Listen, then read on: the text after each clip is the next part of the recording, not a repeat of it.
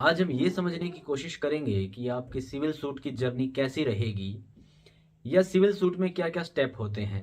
सबसे पहले तो मैं आपको बता दूंगा, सारे स्टेप के बारे में बताऊंगा, फिर उनको और अच्छे से एक्सप्लेन करता हूं। सबसे पहले है फाइलिंग ऑफ सिविल सूट।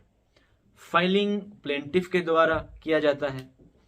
फिर आता है filing of response in the form of written statement by the defendant. उसके बाद आता है drawing of issues by the court, मतलब कोर्ट के द्वारा। और इसके बाद होता है स्टेज ऑफ एविडेंस का। डिटेल में तो हम सब कुछ बताऊंगा मैं आपको, डिटेल में हम इस बारे में बहुत विस्तार से चर्चा करेंगे। और पहले मैं आपको सारे वो बता दूं स्टेप होते क्या क्या है। उसके बाद स्टेज आती है आर्ग्यूमेंट की। उसके बाद स्टेज आती है जजमेंट की। जजमेंट के बाद सिविल सूट एक बार कंप्लीट सा हो जाता है। अब हम वन बाय वन इन सभी स्टेजों को समझने का प्रयास करते हैं, थोड़ा और डिटेल में जाते हैं। ऐसा नहीं है कि इनके बीच में छोटी मोटी स्टेजेस नहीं आती, लेकिन चर्चा हम सिर्फ मेन स्टेजेस जो होती हैं उन्हीं के ऊपर करेंगे, क्योंकि वो जो छोटी मोटी स्टेजेस हैं वो कभी कभार आती हैं। फॉर एग्जाम्पल, सिविल सूट के दरमियान कोई पार्टी की अगर डेथ हो जाती है, तो अगर जैसे उस पार्टी की किसी की डेथ हो जाती है, उन पार्टी के लीगल रिप्रेजेंटेटिव को रिकॉर्ड पर लाने के लिए दूसरी पार्टी अप्लाई करती है। कि लीगल रिप्रेजेंटेटिव को रिकॉर्ड पर लाने के लिए दूसरी पार्टी अप्लाई करती है, और उस पर थोड़ा बहुत आर्ग्यूमेंट भी होता है और उस पर ऑर्डर आता है। फिर अगर वो एप्लीकेशन अप्रूव हो जाती है, अगर वो एप्लीकेशन अप्रूव हो जाती है, तो उसको जो टाइटल को अमेंडमेंट करके, जो टाइटल है उसको अमेंडमेंट करके बाद में सिविल सूट जिस भी स्टेज पर चल रहा था उससे आगे चलने लगता है। इस प्रकार बीच बीच में छोटी मोटी कभी कभार स्टेजेस आ जाती हैं, लेकिन हम जो चर्चा करने वाले हैं वो करेंगे हम सिर्फ मेन स्टेजेस की, उन्हीं के बारे में हम मेनली बात करेंगे। तो शुरुआत करते हैं। पहली स्टेज वो क्या होती है? पहली स्टेज होती है filing of civil suit by plant के द्वारा। देखो, जब भी किसी व्यक्ति के जीवन में कोई लीगल प्रॉब्लम अलाइव आती है, वो वकील से बातचीत करता है। उसके बाद वकील साहब उसको सलाह देने के बाद सिविल सूट दाखिल करने के निर्णय पर, फैसले पर पहुंचते हैं। तब वकील साहब सिविल सूट की प्लांट को ड्राफ्ट करते हैं। जब सिविल सूट दाखिल करते हैं तो प्लांट की फॉर्म में उसको दाखिल किया जाता है। सबसे पहला स्टेप होता है को ड्राफ्ट करना। उसके बाद आता है अपोजिट पार्टी को कहा जाता है, अपोजिट पार्टी को मतलब डिपेंडेंट को कहा जाता है। अब उसमें सब लिखा होता है कि सारे फैक्ट लिखे होते हैं, कन्फ्लिक्ट कैसे अराइज हुआ ये सब लिखा होता है, जिसे क्रॉस ऑफ एक्शन कहते हैं। और जिस भी कोर्ट में सिविल सूट दाखिल किया जाता है, दायर किया जाता है, ये सब उसकी जुरिडिक्शन है कि नहीं है, ये भी सारा कुछ देखना होता है कि उसकी जुरिडिक्शन बननी जरूरी है। सबसे पहले तो यही समझना है कि सबसे पहले दायर होती है प्लेंट। इसके प्रॉपर तरीके के बाद इसमें प्रॉपर तरीके से प्रेयर की जाती है। प्रेयर का एक क्लोज होता है, उसके बाद ही इसे दायर किया जाता है। प्रॉपर तरीके से प्रेयर का क्लोज डाल के इसको दायर किया जाता है। कोर्ट फीस वगैरह जो भी होती है वो सब लगा के। वीडियो को एंड तक जरूर देखना, ऐसा ना हो कि कोई स्टेप आपसे मिस हो जाए तो आप उसको अच्छे से नहीं समझ पाएंगे, क्योंकि ये छोटी बीच में एक स्टेप भी अगर मिस हो गया तो आप वीडियो को अच्छे से समझ नहीं पाएंगे। उसके बाद क्या होता है, कोर्ट समन जारी करती है। कोर्ट समन जारी करती है डिफेंडेंट को कि वो कोर्ट में प्रेजेंट हो सके। ऐसा है, जब डिफेंडेंट को समन जारी करती है, उसको समन मिलता है, उसके बाद वो वकील की मदद से, वकील की हेल्प लेके कोर्ट में रिप्लाई फाइल करता है, जिसे कहते हैं रिटर्न स्टेटमेंट। उस रिप्लाई फाइल करने को ही कहा जाता है रिटर्न स्टेटमेंट, जो उसके बाद की स्टेज है। Filing of return statement by the defendant, ये उसके बाद की पहली स्टेज, प्लेंट दाखिल करना, उसके बाद डिफेंडेंट का रिप्लाई आना। जब भी कोई एक पक्ष एक चीज को असर्ट करता है कि मैंने ऐसा ऐसा ऐसा ऐसा कुछ किया, दूसरी पार्टी उसको डिनाई करती है। एक पार्टी तो कहेगी कि भाई तूने ऐसा ऐसा कुछ किया है, दूसरी पार्टी उसको कहेगी मैंने ऐसा ऐसा नहीं किया, मना करती है, नकारेगी। वो बन जाता है उनका इशू। इशू को पढ़कर ये पता लगता है कि बर्डन ऑफ प्रूफ वो किसके ऊपर है, यानी कि किसे प्रूव करना है।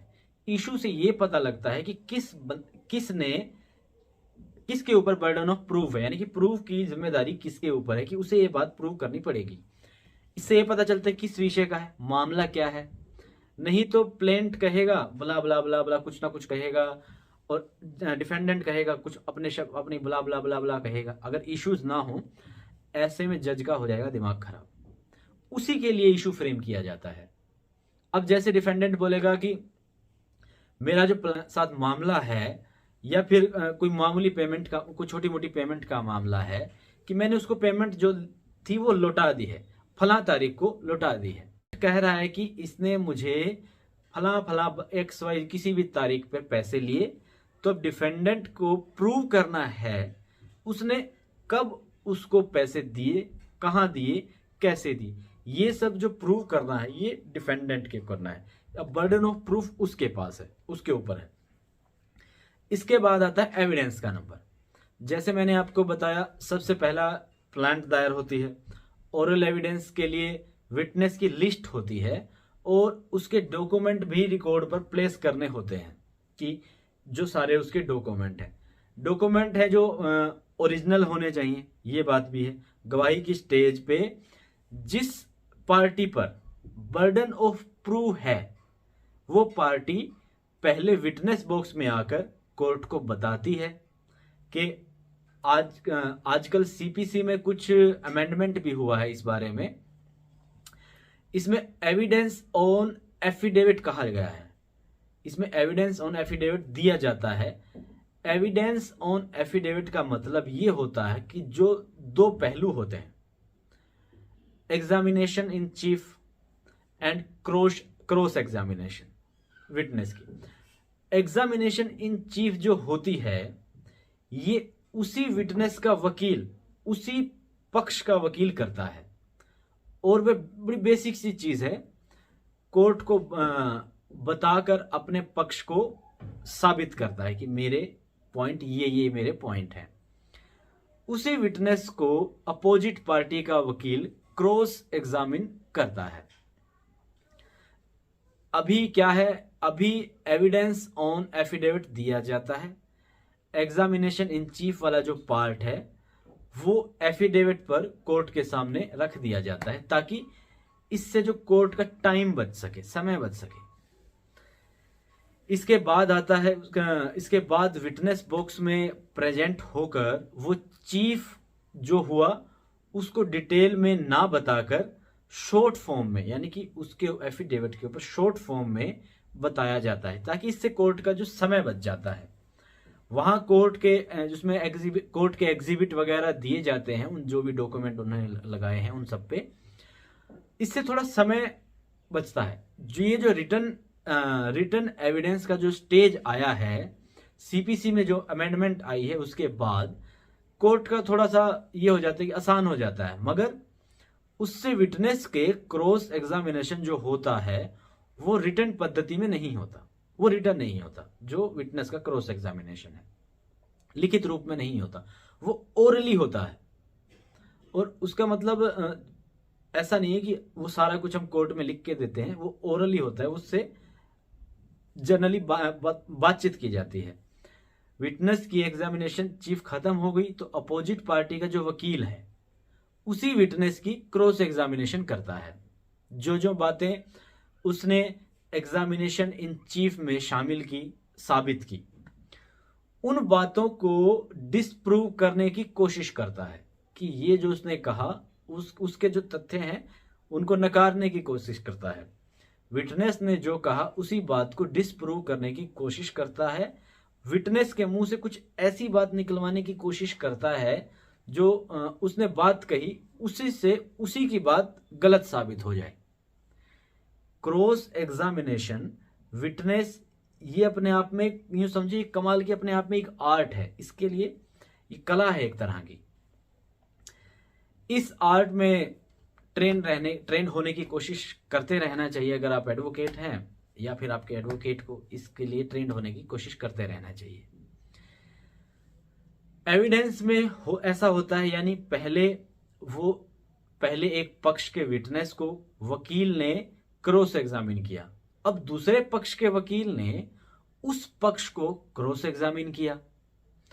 इस तरह से दोनों तरफ से विटनेस के चीफ एग्जामिन क्रॉस हो जाता है, मतलब दोनों, एक बार उन्होंने किया एक बार उन्होंने किया, ऐसे उनका एविडेंस कंप्लीट होता है।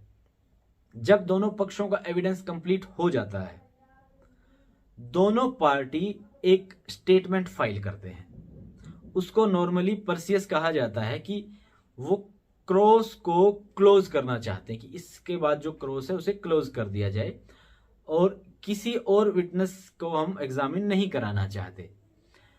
ऐसे एविडेंस स्टेज को क्लोज किया जाता है, ऐसे एविडेंस वाली स्टेज को क्लोज किया जाता है कोर्ट के सामने। अब विटनेस ने क्या क्या कहा अपने एग्जामिन इन चीफ में एंड क्रॉस एग्जामिन में क्या क्या कहा, वो सब लिखित रूप में कोर्ट के सामने पेश किया जाता है ताकि कोर्ट को उपलब्ध हो जाता है। और उसके बाद इसके बाद जो प्रोसेस होता है, ये इसके बाद उसको कोर्ट के पास वो पहुंच गया और उन्होंने उसको क्लोज करवा लिया। इसके बाद जो प्रोसेस होता है, जब एविडेंस खत्म होती है, बाहर जाने से पहले उसको पढ़कर सुनाता है और बताता है कि जो लिखा है ये सही है, उस पर उसके साइन करवाता है। ये संकेत होता है कि जो कुछ लिखा है वो सही है। अब आती है उससे आगे की स्टेज जो है ओरल आर्ग्यूमेंट। अब कोर्ट के पास मटेरियल बहुत सारा हो गया। सबसे पहले क्या हुआ, प्लेंट दाखिल की गई, उसके बाद बहुत सारे डॉक्यूमेंट, दोनों पार्टियों ने रिटन स्टेटमेंट, इशू, उसके बाद नोट्स ऑफ एविडेंस। अब कोर्ट के पास सेट है कि दोनों वकीलों के पास आर्ग्यूमेंट को सुना जाए। वो एक डेट डिसाइड करती है, एक डेट फिक्स करती है, क्योंकि कोर्ट के पास इस समय काफ़ी सारा मसाला आ गया है, बहुत सारी चीज़ें आ गई हैं, ताकि वो कोर्ट अच्छे से समझ सके। फिर कोर्ट उनका आर्ग्यूमेंट सुनती है। आर्ग्यूमेंट सुनने के बाद अब बोल चली जाती है कोर्ट के पाले में। अब कोर्ट अपने सारी बातों को सुन के, सारे रिकॉर्ड को समझ के एक फैसला सुनाती है। अब वो फैसला प्लेंटिफ के पक्ष में भी आ सकता है, डिफेंडेंट के पक्ष में भी आ सकता है।